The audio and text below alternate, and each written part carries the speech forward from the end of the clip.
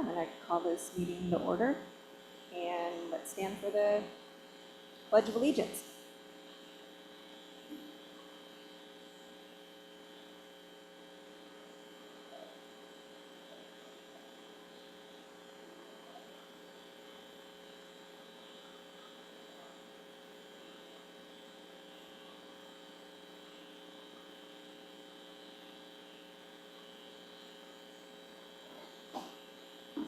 Oh, thanks.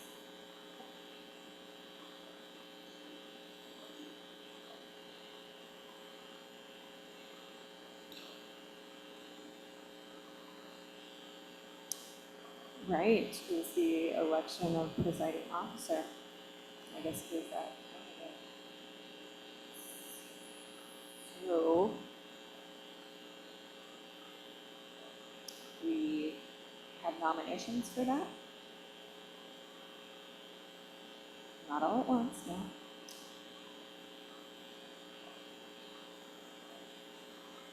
I nominate Dan Dawson.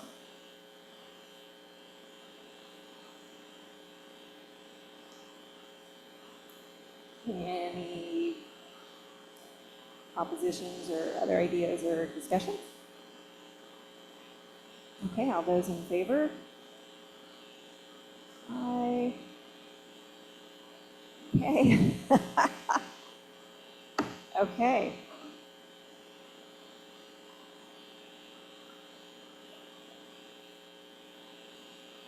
Yeah, nice and close, because anybody online, you can't really hear unless you're practically on top of them. It turns out, I discovered firsthand.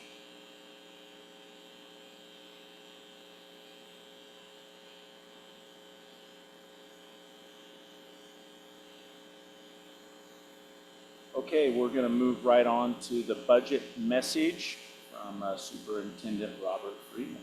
Robert? Excellent. Thanks, Chairman Dawson. Dear members of the Glide School District community, as we prepare for another exciting academic year, I'm pleased to present the 25-26 budget for the Glide School District. This document reflects months of thoughtful planning and collaboration grounded in our shared commitment to the continued success and growth of our students in the Glide School District.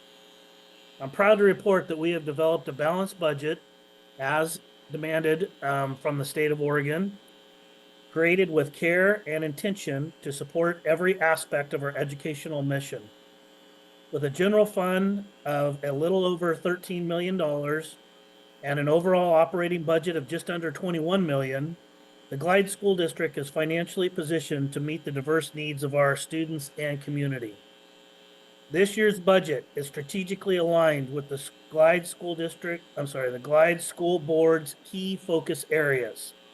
1, parent, family engagement and communication.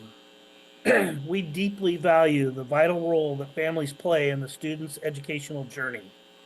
This budget allocates funding to enhance communication channels and expand opportunities for meaningful family engagement. By strengthening these partnerships, we aim to build a more collaborative environment where everyone feels empowered to support student success. Number 2, student engagement. Our mission centers on creating an enriching and inspiring educational experience. We are invested in programs and initiatives that promote active student participation and personalized learning, including extracurricular activities and innovative instructional practices. These efforts are designed to spark curiosity, foster a love for learning, and support every student in reaching their full potential. Number 3, a district culture. A strong, inclusive, and positive culture is the foundation of any successful school district. This year, we are dedicating resources to initiatives that celebrate diversity, promote equity, and foster a sense of belonging for all members of our community. A thriving district culture not only uplifts students and staff, but also drives long-term excellence. In addition to these priorities, we remain committed to fiscally responsibility and sustainability. Our budgeting process reflects a careful balance of short-term needs and long-term goals, ensuring transparency, accountability, and financial health for the future. As we look ahead, I want to thank every member of the Glide community for their continued support and dedication to our schools. Together, we will keep building a bright future for our students, one that reflects the values, resilience, and spirit of our community.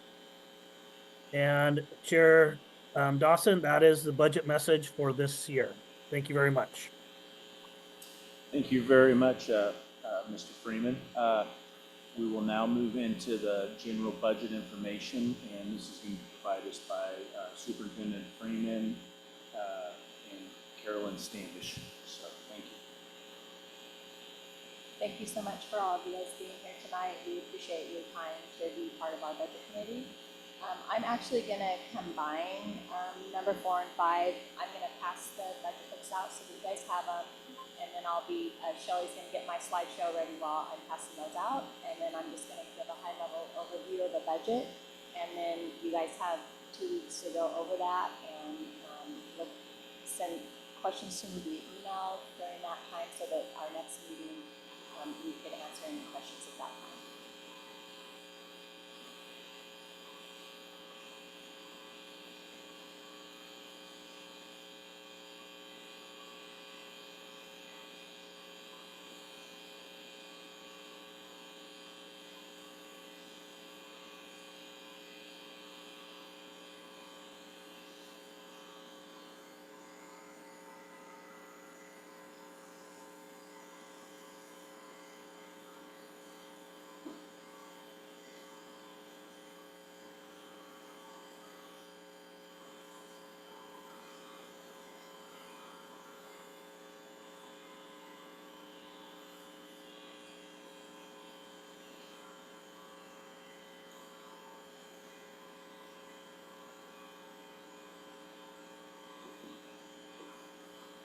Okay, so just want to welcome everybody to our 25, 26 proposed budget meeting.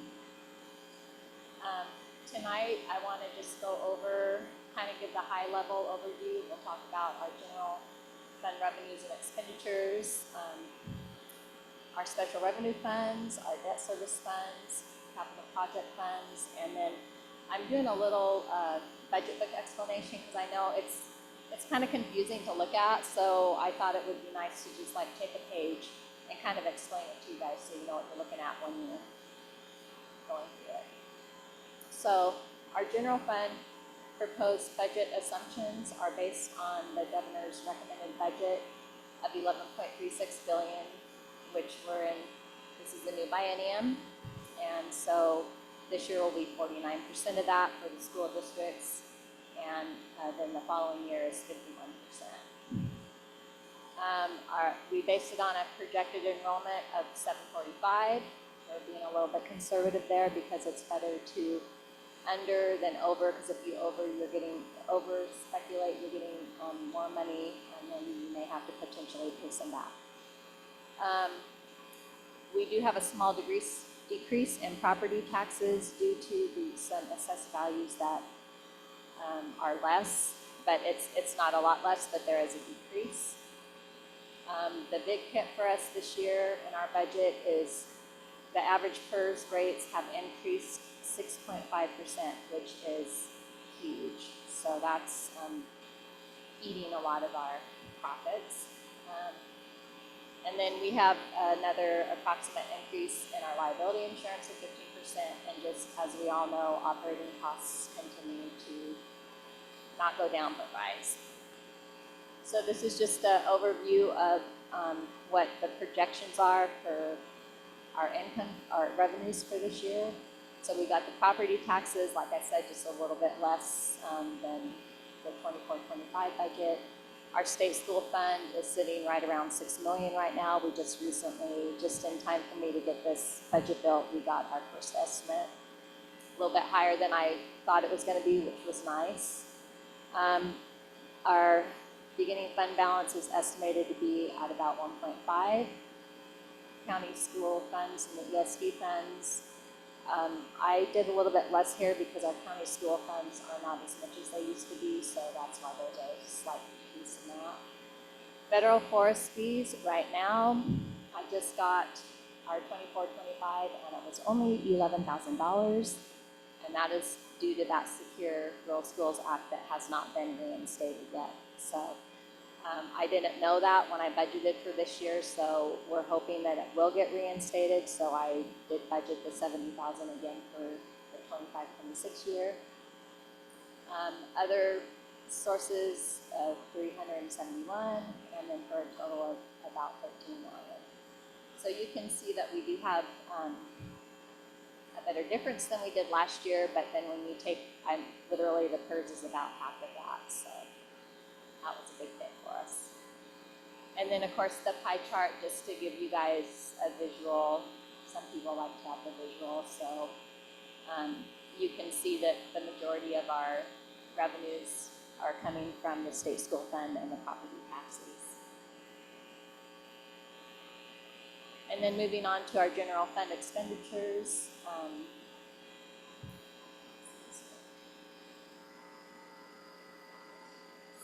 Hang on just a moment. All right, so you can see that salaries and benefits, that's a big chunk of our general fund. So that's estimated at about just under 10.5.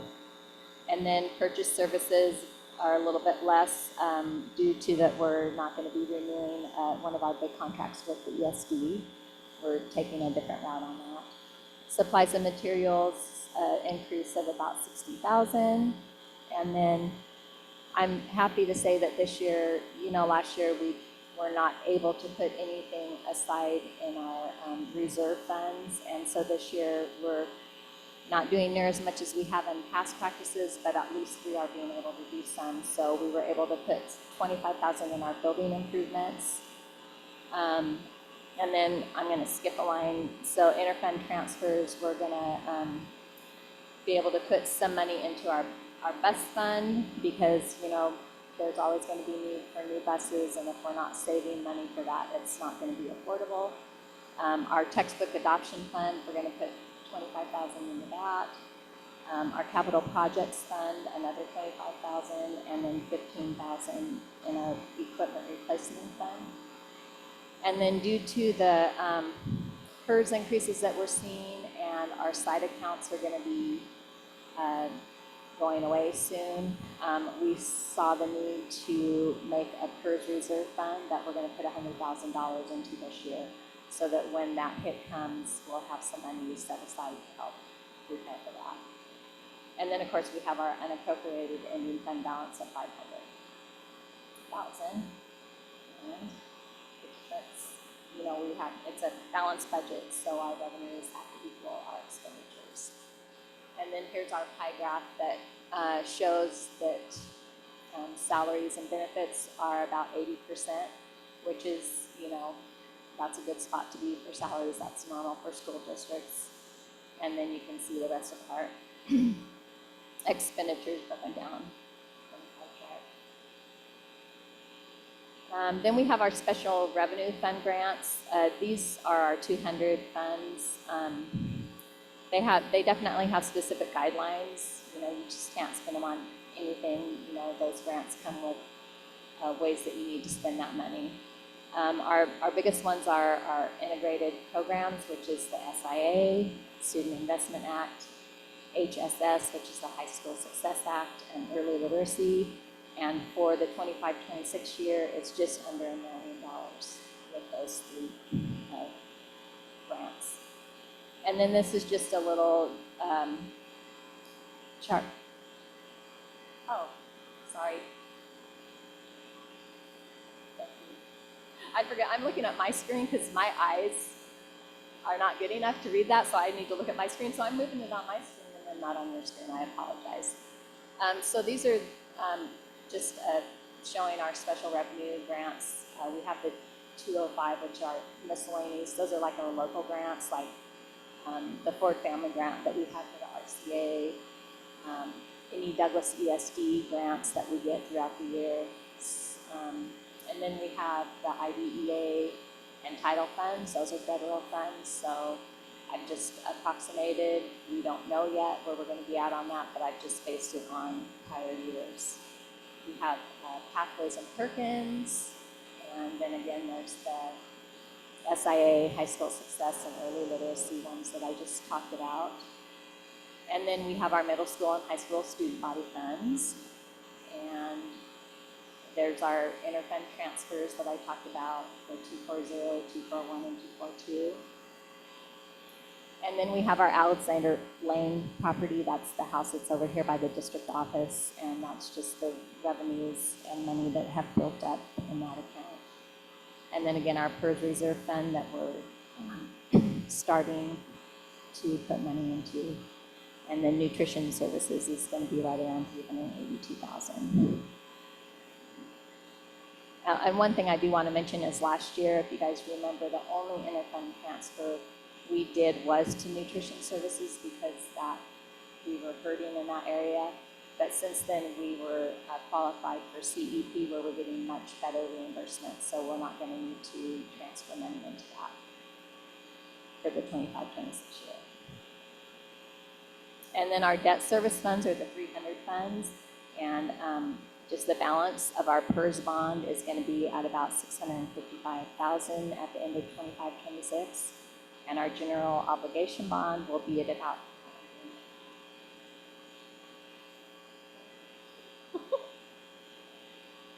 sorry. Yeah, I appreciate the help. I need it. Yeah, are we on? Okay.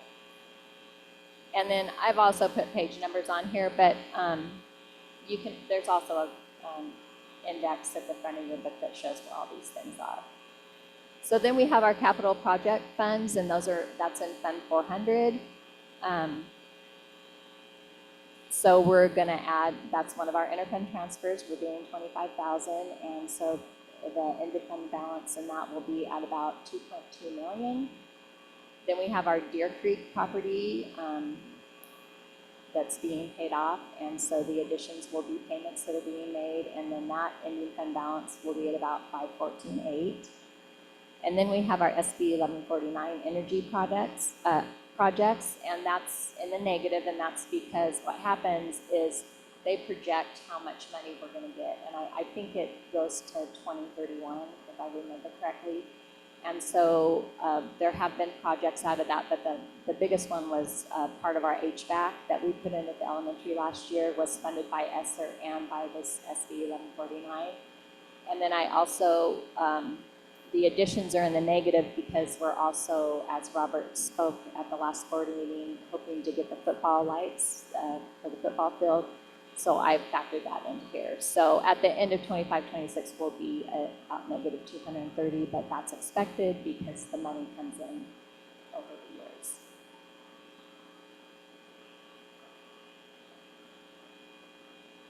And then here's where I wanted you to do the budget book explanation so that it's not quite so daunting when you open it up. I just wanted to talk about fund types, our account code structures for revenues and expenditures, account descriptions where you can find those. So if you see something in the book and you're not sure, although there are descriptors on the budget pages themselves. And then just a sample resource page and requirement just so that you guys can see where the information comes from. So we have 4 types of funds, like people like to refer to them as buckets of money. We have the 100s, which are our general fund. We have the 200s again, which are the special revenue funds. 300 are debt service funds, and 400 are capital projects. And the account code structure for the revenue and expenditures is it starts out with the fund, and then what pool of money is it coming from? Is it local sources, which is the 1,000? Intermediate would be like the county and the ESD money, that's the 2,000s. Our state school fund is in the 3,000s. The federal sources are 4,000, and other sources like our transfers and beginning fund balance are 5,000s. And then same with the account code structure for expenditures. We have the fund, which is what pool of money, is it general, special revenue. Then we have our function code, which is what department, like 1111 is elementary and 1121 is middle school, and so on. And these descriptors are in your book too. And then the object code is what type of expense is it. So like an example would be 100-1121-0410 would be general fund, and it would be middle school instruction, and 0410 is consumable supplies. And then in your budget book on page 9 is the chart of accounts, which gives you these descriptors that you can refer to as you're going through the budget book. So this is the general fund resources, which in your budget book it's called resources, which is referring to revenues. And this page you can see is Fund 100, where I've highlighted it, which is general fund. And then you have, so we have to report on our actuals and then the adopted budget from the previous year. And so you have your 22-23 actuals and 23-24 actuals, and then what our 24-25 budget was. And then the next column over shows FTE for the previous year budget. And then the next column is what you guys will mainly be looking at, which is our proposed budget. And then the proposed FTE is in the next column. And then along the bottom, you'll see that it gives you the grand total of everything on that page.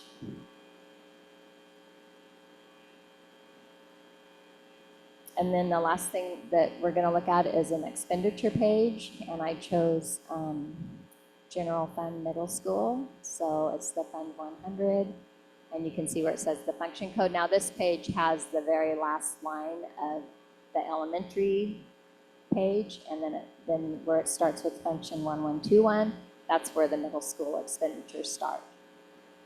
And then you have the same columns showing your actuals for the prior 2 years, and then the budget for the 24-25 year, and then the proposed budget for this current year.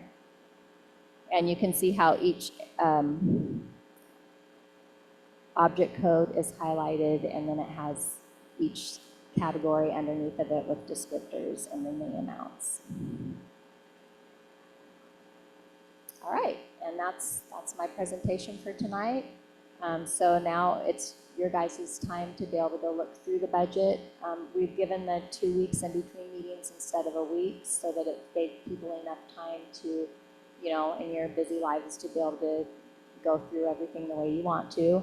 And then I ask that as you have questions that you would email those to me, so that I have time to go through and answer those questions. And at our follow-up meeting on May 12th at 6 p.m., we would go over those questions that you guys may have.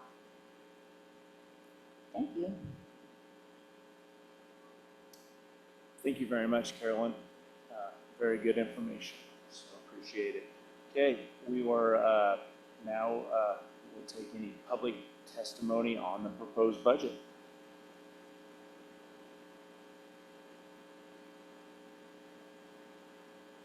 Seeing none, I guess we'll go to the next agenda item.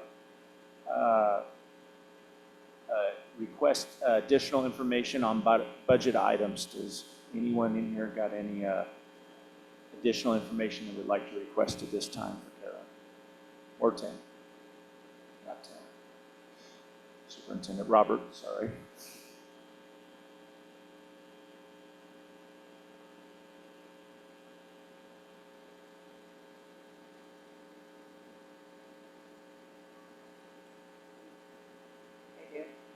Chair recognizes Janae. Can you explain what CEP is again? I can't remember, on the nutritional services. I actually can't remember right now what it stands for, but it's everybody eats for free, and we used to be on tiered rates. It was called provisional, where they take information that they're receiving on our students and poverty level and all that sort of thing that figures into it. And we get reimbursed a certain amount for somebody who would be paid lunches and somebody who would be reduced or free. And on the CEP, we have much better reimbursement rates on our meals that we're serving to our students. And I can get you more information, Janae, and email it to you so that you have more information to work with. Was that what we had talked about last year, that 22,000, I mean, it was last year's amount that the school was getting reimbursed back, around 22,000. I don't know if that was the exact topic we were talking about. I It thought was sort of that topic, yeah. Yeah, and that was, we just weren't bringing enough in to cover our costs for the nutrition services. And now that we're on the CEP, it's bringing in sufficient money to do that. Okay, so for clarity reasons, every child gets free lunch here. Yes. So if they, I mean, how is that counted if, like, they bring a cold lunch and they don't eat? I mean, is it just counted, like, everybody's just counted that whole day? Whoever's in, like, at school that day? No, it's only kids who are going to lunch. And I probably should let Tracy speak to this because she's kind of this food service guru now. So do you want to? I mean, every student that takes a reimbursable meal, and that's what our staff is, there's certain components in a meal that a student needs to take for it to be reimbursable. And so that's where we're getting our funds from, not kids that aren't eating in the lunchroom.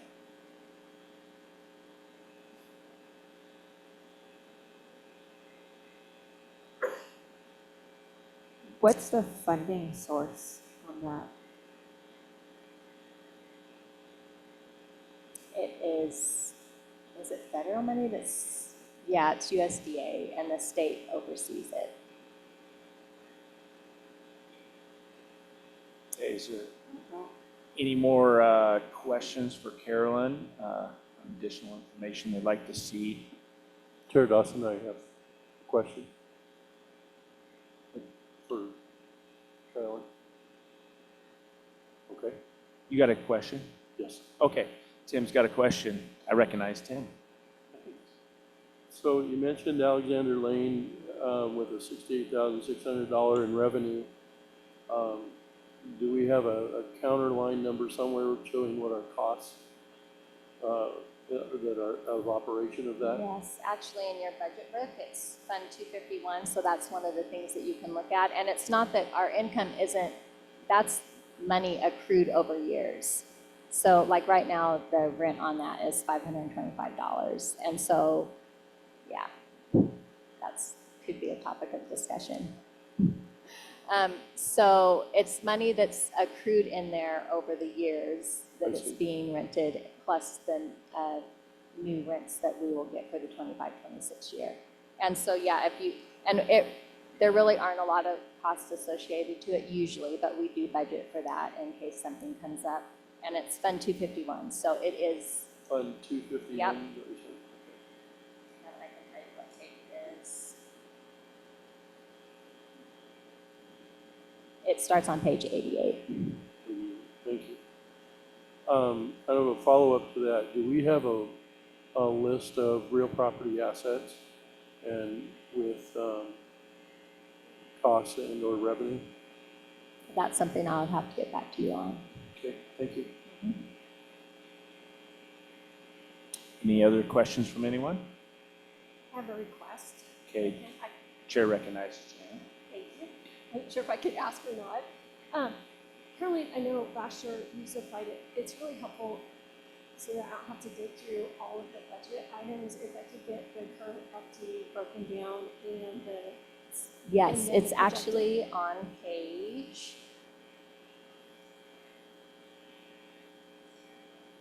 It's in the financial summary and the first few pages, so that would be page 11.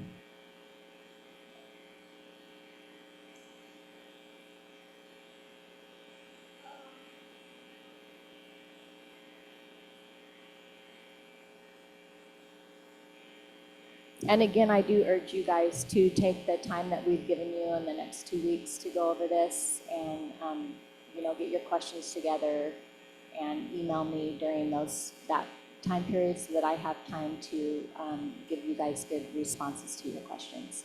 Yeah, I appreciate that. What I was looking at more was like, what is the projected, like, this would be the FTE teachers in elementary school, this is proposed.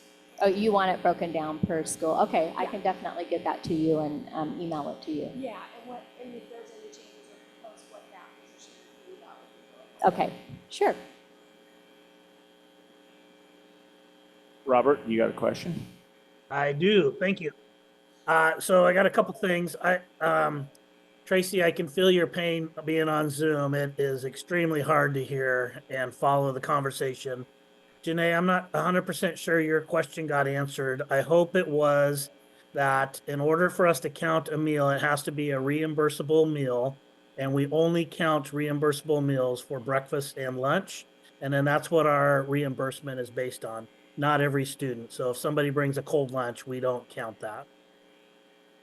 Okay, and then if I missed something else, please send me a question, but I do want to give a shout out and kudos to Carolyn and her staff. You probably have heard this every budget meeting, but Carolyn has the enormous job of working in 3 fiscal years. So she works in the previous school year, she's working in the current school year, and now she's having to predict the future school year. And she does all this based on estimates. So if you can imagine trying to balance your home checkbook on estimates and kind of making your best guess at what revenue is going to come in and what the expenditures are going to be, that's what Carolyn does. And I just have to tip my hat to her and her team because she does an awesome job at that. So Carolyn, thank you very much for your efforts. Thank you, Robert. I have another question. Chair recognizes Janae. Was last year, 2024, the last year of receiving COVID, the grant money for? That is a great question. Yes, 24, 25, we had just the tail end of our SO3 monies that had to be spent by September 30th of last year. So we are done with that money. And one more question. The SIA, those are the two, the HSS and the SIA, those are both federal grants? Is it federal money? No, those are state grants. State grants. Can Yeah. you just It's our give a inter- quick overview of just what both kind of do? I mean, nothing's super descriptive, but just, I'd actually kind of like to defer that to Tammy or Carrie if they would like to comment on.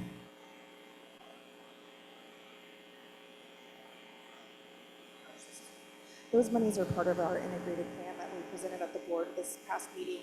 And so we use those to support additional ways. We talked about training for teachers and classified staff to make sure that students are receiving the academics that we want our kids to receive here, making sure that kids have opportunities for additional extracurricular activities, well-rounded programs. High school success goes to a lot to our on-track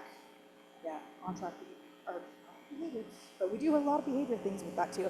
9th grade on track, I don't speak high school lingo, CTE, those types of things. Does that answer your question?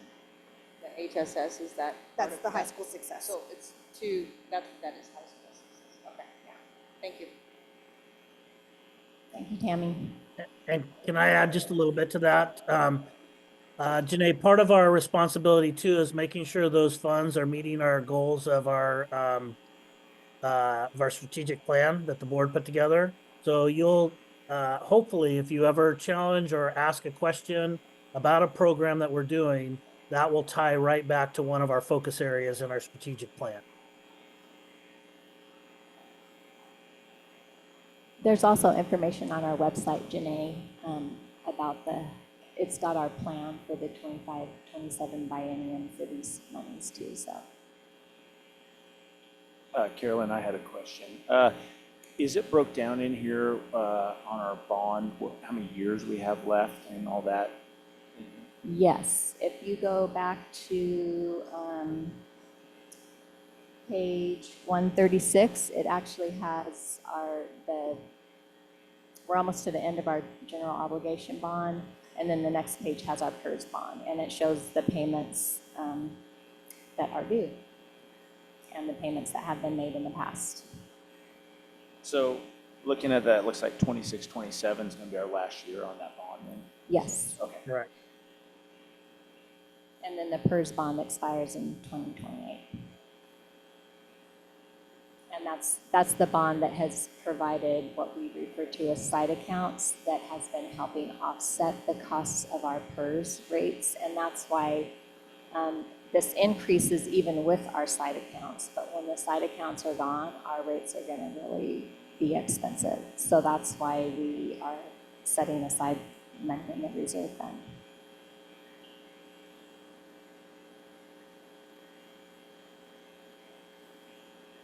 Any other information anyone would like to see? See none, we'll move on to the announcements. Next budget meeting is going to be here in the library, May 12th and 13th if needed, but at 6 p.m. on the 12th for sure. And then we're going to have the budget hearing, adopted budget on June 18th at 6 p.m. Can I just clarify that, Dan? So Yep. what happens at the May 12th meeting and May 13th, if we needed it, is when you guys, this full committee approves the budget, and then once the budget has been approved, then it goes before the board on June 18th, and they adopt the budget. So we do propose, and then you guys are going to approve it, and then the board adopts it. Perfect. Anyone else got an announcement they would like to make at this time? Seeing none, meeting is adjourned.